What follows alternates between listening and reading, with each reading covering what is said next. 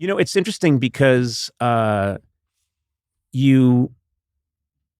grabbed by the theater. You're this kid, as I said, who you start reading Chekhov. Yeah. You start reading the classics, and it grabs you, and you start seeing some productions. You get into theater.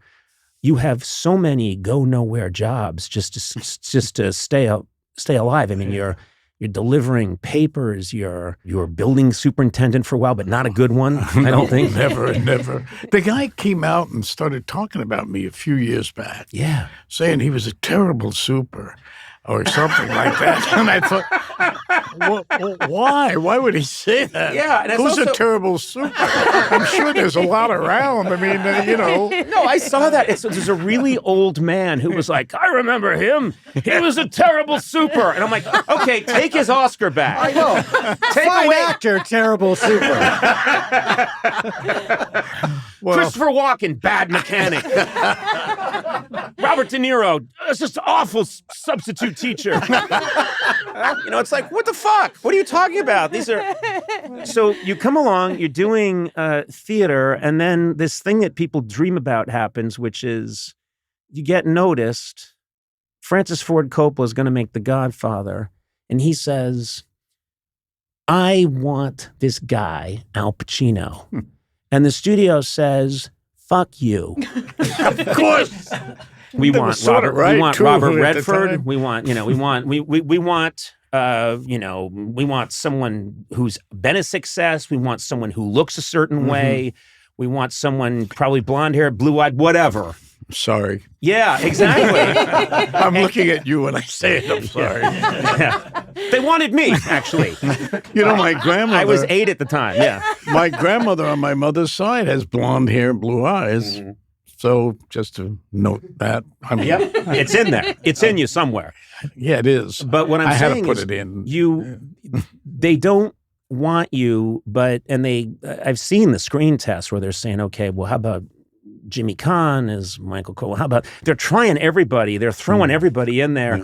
Yeah. But Francis Ford Coppola sticks with you. They start shooting, and you can tell, you read in the book, and it's riveting on the set. People are like, I don't know about this guy. I don't know about this guy. I don't know what. And you can feel it. Yeah, well, they were giggling. You heard giggling. Yes. So here's what's amazing to me. These scenes that I've watched and that everyone's watched in this room 100,000 times that are now iconic masterclasses in how you play a character, you're doing it and people are going, oh man, let's hope they get a real actor in here soon. Yeah. Oh, which is unbelievable to me. Was it that severe, Conan? I was an 8-year-old kid, but I was there. And I had a lot of pull with the studio. I called Paramount, and I was like, I don't think he's got it. Who is this? 8-year-old Conan O'Brien. What are you? I'll be a big deal someday, you'll see. Why aren't you using a real phone? Why are you miming one with your hands? Oh my God. It's funny. But no, and the thing is, which is, to me, I look at that performance, and as you say in the book, your concept, which was clearly the right one, which is you got to slowly see Michael come to this position. And then there's the iconic scene where they're all trying to figure out, after Vito's been shot, what to do. And you are sitting there with your broken jaw and you say, okay, we arrange a meeting, and the camera's pushing in.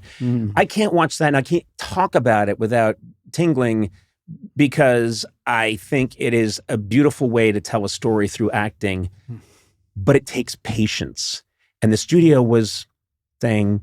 Well, they wanted to see something else, I guess. And both Francis and I think, felt that way about it. But we were unable, or at least I was unable to articulate what I was doing. But I was doing that. I thought about it on my long walks in Manhattan. You talk about it. You would take long walks. You get the film, but it hasn't started shooting yet. You took long walks. Yeah, I would go all the way from 91st to the Village and back. 91st and Broadway, and I just think about the part. Think about it. I still do that with roles. I just think about them, and it's fun. It gets me through the walk. Yeah. You get your step. Yeah. I'm glad to know that in coming up with who Michael Corleone was, you got your steps in. Yeah, there it is. I managed not to get hit by a car. That was in those days. They should make a Fitbit that tells you have achieved the character. 10,000 steps, and you've stop nailed. walking. Stop now. You've nailed Michael Corleone. You've got it. I love it. But you know what's fascinating to me that I didn't know is that Coppola wants to show the studio, so it wasn't supposed to shoot yet, but he moves up the famous scene in the Italian restaurant. I think he said he didn't do that. So I corrected in the book a little bit, but it's a good story. Let's but go it with is. I think it's true. Yeah. I think he was sensing it. But the conversation in the Ginger Man. Mm-hmm. Do you remember the Ginger Man in Manhattan 64th? And and that's where he called me in, and he was sitting there with his family and eating, and it's a bar and grill that I frequented, and a lot of people did. It's beautiful. Did you ever go there? I didn't go there, but you talk about it, and it's kind of very well known. It's kind of iconic place. It was a hangout, a watering hole, a place. I mean, Bernstein would go in there, and great music, because Lincoln Center was across the street from it. So you'd see people who, collaborated with on things. So I walked in there again. That was a big thing for me to walk into Ginger Man because, I didn't go there because I didn't have money to buy the drinks. Yeah. So I went in there, and Francis was eating with his family, and I was standing there, and he says, "We had a talk." So I thought, well, where are we going to go? And we're not going to go anywhere. He didn't say that, but he thought he didn't. Thing is, you're standing, he's sitting, and he doesn't invite you to sit. Oh my God! That's the first sign. This is important. You're standing there, and you've been shooting for a couple of weeks now. Yeah, and he tells you. Well, he tells me, I had faith in you. I believed in you.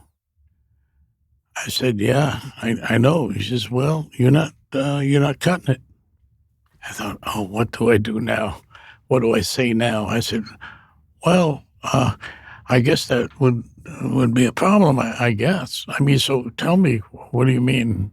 He says, well, I want to show you the rushes, meaning the footage that we had shot already and that I was going to see something. I said, well, can I have some of that hamburger? This retrospect, I love to think of what I might have done or wanted to do. And so I went to the Paramount theater that they had this screening, and I sat there. I wasn't used to looking at myself on screen. I just didn't want to do that. I had done Panic in Needle Park already, so I don't know if you've seen that film. Right. And you'd had a little bit of experience, but not much. Not much at all. That was my first film. Or a Patty Duke film. I had a couple of lines in.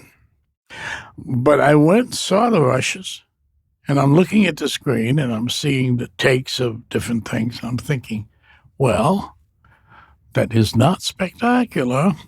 But why should it be? Because I'm trying to see, I was hoping that I could blend in with the scenery and not be seen specifically or, spotted and wow, Right. I just wanted to just blend and just be natural. And I thought, well, I know that's the way it looks now, but that's part of what is going to turn into Michael Corleone. And that's going to be the impact, because where did this guy come from? Yeah. And he's an enigmatic kind of character anyway, throughout the Godfathers, 1 and 2 especially. So I thought that was the way I was going to go. So, of course, I said to Francis, naturally, the actor's instinct, I just said, yeah, I see what you mean. Yeah. That always quiets everybody down. I see what you're saying. Yes.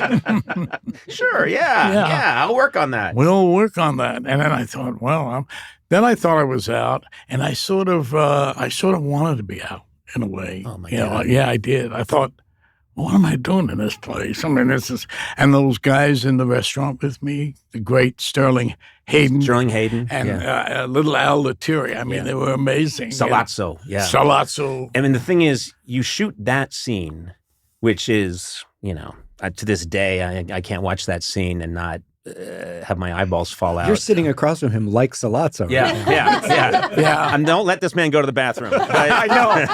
We have an old chain flusher, too. This is bad. The old time. You pull the chain. So I... I don't like repeats. Then you're safe.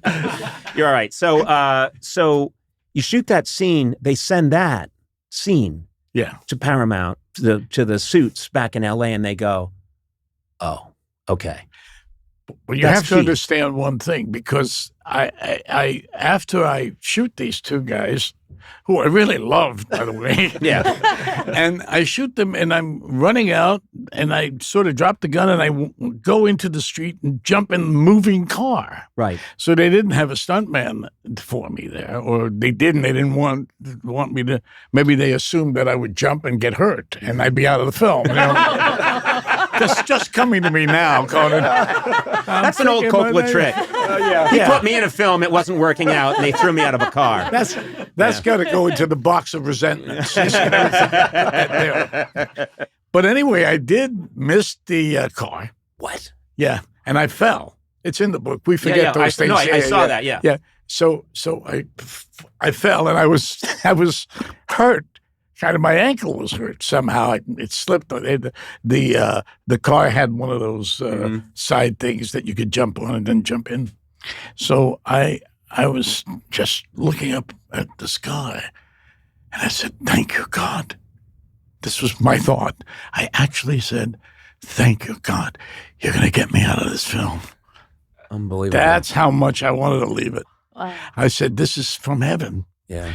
And people just all got around me, and they said, "He's hurt." Yeah. So I said, "Oh, yeah." And then they put one of these big fat needles in my ankle so I could finish the day. Mm-hmm. And they kept me. They kept me because they saw the rushes of that scene, event. and they knew. And what's so amazing is, movie comes out, and this surprised me. Movie comes out. It's a phenomenon. I remember it. I was 1972. I would have been 9 years old at the time. All anybody did was talk about that movie. People quoted it. It was, it's hard to describe today what a huge cultural moment it was. And you, in the book, talk about how uncomfortable you were. Yeah. It's the thing, we live in this society now where everybody wants to be famous, and people would think, oh my God, if I could be a young Al Pacino who's just done The Godfather, oh my God, would I tear up the town? You hide. You don't love it. You don't, and you're drinking a lot. And I think it was that period, that time of life when this wasn't in our social understanding. We didn't care about fame, and as a matter of fact, it was somewhat in the Hollywood. Somewhat was frowned upon in the theater, by the way, and they gave us this great entertainment, these great actors on the screen, but it was a kind of folklore for us. And if you go to Hollywood, you lose your talent and something like that. Yeah, that spread around. But also, I was extremely. I was a bit embarrassed because I heard something like Kerouac, Jack Kerouac, on the road. So he goes and he drinks his life away because he felt this embarrassment. I don't know where that comes from, self-esteem, whatever, but I felt I didn't want to be noticed. Part of my thing was I just wanted to creep around, and just do my thing. And so one time I'm at a light. Actually, I'm at a traffic light, and I'm standing there to cross the street, and this kind of gorgeous, redhead. I'm sorry, it wasn't you, Conan, but it was another redhead. I'm a man, excuse me. I'm about as much man as it gets. You're still a gorgeous redhead. I'm a gorgeous redhead, though. Yeah, she didn't look like you. Be straight with you. That ruins the story. It ruins the story if it looks like me, So she says hello to me. She says, "Hi." I thought, "Oh, wow." I said, "Wow, hi." She says, "Hi, Michael." And it was as though I said, this is crazy. She's calling me Michael because she knows me. Yeah. She knows me from the film. And I just retreated. I couldn't understand that. Nobody did that to me. My entire life, nobody responded, oh, wow. They never said that. They didn't know. They said, get away, So I was kind of shocked, and I retreated. And then I start seeing it happen throughout, in these various pockets. There's people, woman kissing my hand, people treating me. And my friend Charlie's there, and the woman comes up to me and says, that Al Pacino? He says, yeah. She says, is that Al Pacino? He says, well, somebody's got to be, Yeah, famous. It freaked you out. It freaked you out. You Al Pacino? I said, yeah. He says, congratulations. You look like you oughta. You do look very Al Pacino-y. I look today I thought like so this. today. I was like, that guy's reeks of Al Pacino.